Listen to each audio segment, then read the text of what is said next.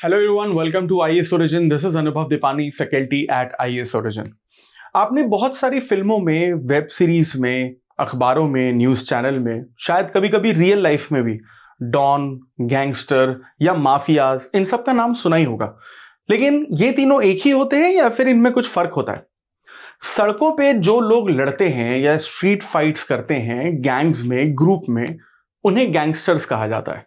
लेकिन इन गैंगस्टर्स को जो लोग कंट्रोल करते हैं, करोड़ों की गाड़ियों में घूमते हैं, 3 पीस सूट पहनते हैं, उन्हें माफिया कहा जाता है। और माफिया इन छोटे मोटे गैंगस्टर और डॉन से बहुत ज्यादा बड़ी चीज होती है, क्योंकि ये माफियाज अपनी स्ट्रैटेजी से इंडिविजुअली या अपने पूरे के पूरे ग्रुप के साथ मिलकर प्लानिंग और प्लॉटिंग और कंस्पिरेसी करके बड़े बड़े इलीगल काम करते हैं,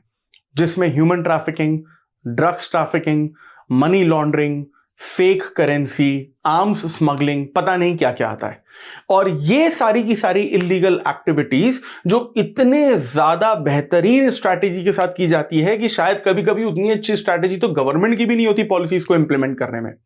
इन्हीं इलीगल स्ट्रैटेजिकल एक्टिविटीज को हम लोग ऑर्गेनाइज्ड क्राइम के नाम से जानते हैं। और इंडिया इस दुनिया का पहला ऐसा एग्जाम्पल है जहां पर ऑर्गेनाइज्ड क्राइम पहली बार टेररिज्म से कनेक्ट होता है। क्योंकि ऑर्गेनाइज्ड क्राइम में जो पैसा कमाया जाता है वो पूरी तरीके से ब्लैक मनी में कमाया जाता है। उस ब्लैक मनी में से कुछ पैसा व्हाइट मनी में कन्वर्ट हो जाता है, जिसे हम लोग मनी लॉन्ड्रिंग कहते हैं। लेकिन जो बचा हुआ ब्लैक मनी है उसे इस देश से बाहर दूसरे देश में भेज दिया जाता है, जिसे हम हवाला का नाम देते हैं। और हवाला से वो पैसा दोबारा से या तो व्हाइट मनी बनकर वापस देश में आता है, या तो उन टेररिस्ट ऑर्गेनाइजेशंस को चला जाता है जो टेररिस्ट ऑर्गेनाइजेशंस इस देश में माफिया को प्रोटेक्ट करते हैं, पॉलिटिशियन से, पुलिस से और दूसरे गैंगस्टर्स और माफिया से। So IAS origin is coming up with the new UPSC GS batch, जिसमें आपको लाइव क्लासेस, रिकॉर्डेड लेक्चर, आपको बहुत सारा एक्सेस में मिलेगा, हार्ड कॉपी मटेरियल जो आपके घर तक आपको पहुंचाया जाएगा, डाउट रिजोल्यूशन क्लासेस और टॉपर सेशंस और आंसर राइटिंग जैसे बहुत सारे फीचर्स हैं। सभी फीचर्स को डिटेल में जानने के लिए डिस्क्रिप्शन में जो लिंक दिया गया है उसे क्लिक करिए और आईएएस ओरिजिन के ऑफिशियल नंबर पर कॉन्टैक्ट करिए। और ये सारा का सारा जो सिस्टम है ये ऑर्गेनाइज्ड क्राइम कहलाता है। ऑर्गेनाइज्ड क्राइम को खत्म करना तब तक आसान होता है जब तक वो टेररिस्ट एक्टिविटी से जुड़ा हुआ नहीं होता। लेकिन इंडिया जैसी कंट्रीज में और अब तो दुनिया के दूसरे देशों में भी ये प्रॉब्लम आ चुकी है कि ऑर्गेनाइज्ड क्राइम जो है वो टेररिज्म से कनेक्ट होता जा रहा है, क्योंकि टेररिज्म को फाइनेंस करने का काम ही ऑर्गेनाइज्ड क्राइम कर रहा है। And that is one of the biggest challenge for the threat of internal security of this country.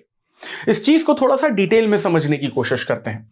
Organised crime की डेफिनेशन इंडिया में सबसे पहली बार Maharashtra control of organised crime act 1999 में मकोका के एक्ट में दी गई थी। और कहा गया था इस डेफिनेशन में कि कोई भी ऐसी अनलॉफुल एक्टिविटी जो स्ट्रैटेजी और प्लान के साथ चलाई जाती है, या तो किसी इंडिविजुअल के द्वारा या तो किसी ग्रुप के द्वारा, वो particular illegal activity organised crime कहलाती है।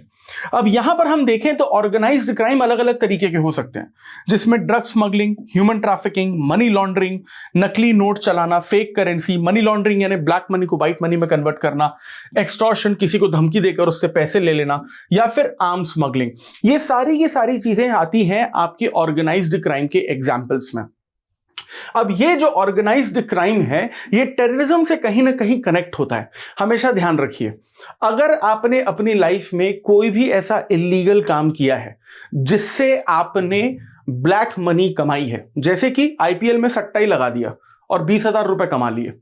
तो आपको ऐसा लग रहा है कि वो 20,000 रुपए बस आपके पास आ गए हैं, लेकिन आपने जिस बुकी के थ्रू पैसा लगाया था उस बुकी के ऊपर एक और बड़ा बुकी बैठा था, उसके ऊपर एक और बड़ा बुकी बैठा था, और उसके ऊपर एक और बड़ा बुकी बैठा था, उसके ऊपर बैठा था एक डॉन या गैंगस्टर, और उसके ऊपर बैठा था एक माफिया जो ये पूरा का पूरा चेन सिस्टम चलाता है। और उस माफिया को प्रोटेक्ट करने की जिम्मेदारी ली थी किसी देश के बाहर बैठे टेररिस्ट ऑर्गेनाइजेशन ने, और माफिया अपने प्रोटेक्शन के लिए उन टेररिस्ट ऑर्गेनाइजेशंस को पैसा देता है, फाइनेंस करता है। यानी कि आपका 20,000 रुपए का खेला गया आईपीएल का एक सट्टा कहीं ना कहीं एक छोटे फॉर्म में ही भले ही 2000 रुपए उसमें से कट के उस टेररिस्ट ऑर्गेनाइजेशन तक पहुंचते हैं।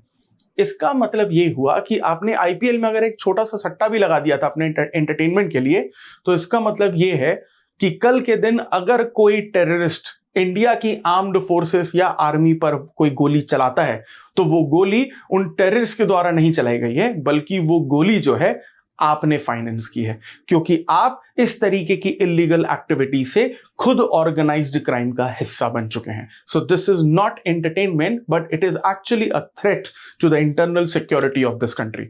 अब यहां पर टेररिज्म के साथ तो ऑर्गेनाइज क्राइम का कनेक्शन हमें देखने को मिलता ही है। एग्जाम्पल के तौर पर Kashmir militancy basically internal security का प्रॉब्लम है, लेकिन हमें पता है कि कश्मीर में जो भी मिलिटेंसी हुई उसमें सिर्फ और सिर्फ कश्मीर के लोगों का हाथ नहीं है, उसमें पाकिस्तान और चाइना का बहुत बड़ा हाथ है, क्योंकि ये सारी चीजें एक दूसरे से कनेक्टेड हैं। या फिर नॉर्थ ईस्टर्न इंसर्जेंसी को ही ले लीजिए, या फिर नक्सलिज्म को ही ले लीजिए, या फिर फंडामेंटलिज्म को ही ले लीजिए। जब आप अपने रिलीजन को लेकर बहुत ज्यादा एक्सट्रीम हो जाते हैं, तो वो भी कहीं ना कहीं ऑर्गेनाइज क्राइम और टेररिज्म के साथ कनेक्ट होता है। इसीलिए गवर्नमेंट ने इन प्रॉब्लम्स को सॉल्व करने के लिए न जाने कितने कानून भी बनाए हैं, जिसमें आपको सबसे पहले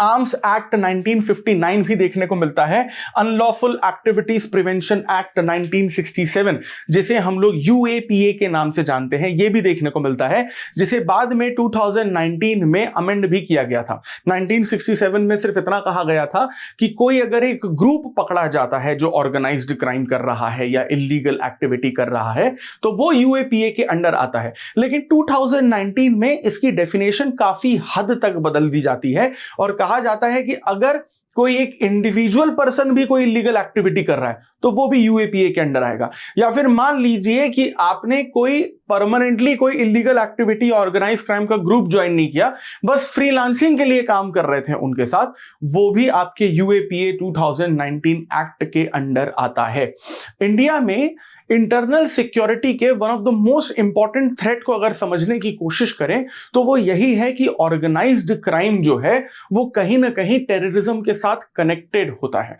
एग्जाम्पल के तौर पे जिस तरीके से आईपीएल के सट्टे की हम लोगों ने बात की, या फिर अगर मान लीजिए कि आप कभी किसी वक्त पर हार्ड ड्रग्स लेते थे, या फिर आपने किसी को आसपास देखा है कोकेन या ब्राउन शुगर या हेरोइन या ओपियम लेते हुए, तो वो तो इलीगली पहुंचा है आपके देश में, यानी कि उसका जो पैसा, जिस पैसे से आप उसे खरीदोगे, वो आप पैसा भी इलीगली ही इस देश से बाहर जाने वाला है। अब वो जाएगा तो वो डॉन या माफिया के पास ही जाएगा, और जिसका प्रोटेक्शन टेररिस्ट ऑर्गेनाइजेशन कर रही है, तो at the end of the day वो टेररिस्ट के पास ही पहुंचेगा। यहां तक कि ह्यूमन ट्रैफिकिंग भी जो की जाती है इस देश में, छोटे छोटे बच्चों को, लड़कियों को जो किडनैप किया जाता है, या तो उनसे उसके हाथ पैर काट के भीख मंगवा दिया जाएगा, या फिर उनके ऑर्गन्स को निकाल के बेच दिया जाएगा, या फिर उन बच्चों को प्रोस्टिट्यूशन में उतार दिया जाएगा, या फिर डायरेक्ट रिश्वत के तौर पर ही किसी एक आर्म्स डीलिंग को सक्सेसफुल बनाने के लिए एक ऑब्जेक्ट की तरह उन लड़कियों को या बच्चों को किसी भी एक टेररिस्ट पर्सन के सामने जो अपनी फैंटेसीज पूरी करना चाहता है उसके सामने ऑब्जेक्ट की तरह पेश कर दिया जाएगा।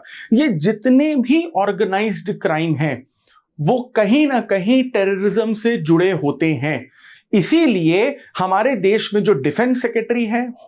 और होम सेक्रेटरी हैं और फॉरेन अफेयर सेक्रेटरी हैं, ये आपस में कोऑपरेशन में काम करते हैं नेशनल सिक्योरिटी एडवाइजर के साथ, क्योंकि everything is connected in this country when it comes to internal security. और इसी तरीके के टॉपिक को अगर आपको डिटेल में समझना है, क्योंकि यहां पर तो आप लोगों को बेसिकली एक कहानी के तौर पर बताया जा रहा है, आने वाले वीडियोस में और भी एक्सप्लेनेशन दिए जाएंगे, लेकिन अगर आपको इसे बहुत ज्यादा डिटेल में समझना है, जो ना कि सिर्फ आपके यूपीएससी के बाहर की नॉलेज, लेकिन आपके जीएस पेपर 3 की इंटरनल सिक्योरिटी के मार्क्स को भी मेंस में इंक्रीज करेगा, तो उसके लिए आईएएस ओरिजिन के ऑफिशियल नंबर पर कांटेक्ट करिए। हमारी जो बैचेस आने वाले कुछ महीनों में, 1 महीने 2 महीने में शुरू होने वाली हैं, उसको ज्वाइन करिए और इस चीज का फायदा उठाइए। Stay tuned with IAS origin, like, share and subscribe this channel. I will see you in the next video. Thank you very much.